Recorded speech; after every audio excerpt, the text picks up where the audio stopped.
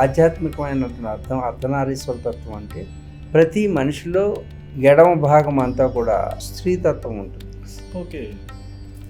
కుడి భాగం అంతా కూడా పురుషతత్వం ఉంటుంది. దానికి చిహ్నం ఏంటంటే కుడి భాగం అంటే శరీరం అని కాదు, ఇడా పింగళ నాడుల గురించి చెప్పుకున్నాం. అవును. అంటే కుడి ముక్కు ద్వారా గంట శ్వాస వెళ్తుంది, ఎడమ ముక్కు పుటం ద్వారా గంట శ్వాస వెళ్తుంది.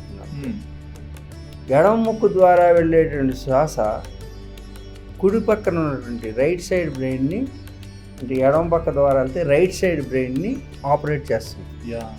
రైట్ సైడ్ వెళ్ళేటటువంటి బ్రెత్ లెఫ్ట్ సైడ్ బ్రెయిన్ని ఆపరేట్ చేస్తుంది. అవును.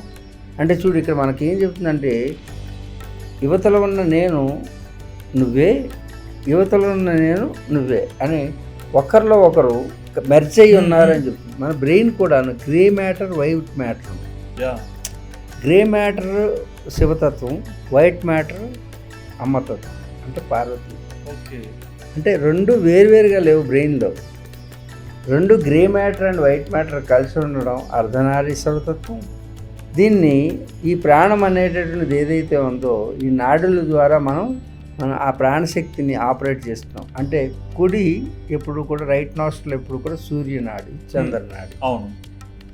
సూర్యనాడి లెఫ్ట్ బ్రెయిన్ని ఆపరేట్ చేస్తుంది, అలాగే చంద్రనాడి రైట్ బ్రెయిన్ని ఆపరేట్ చేస్తుంది.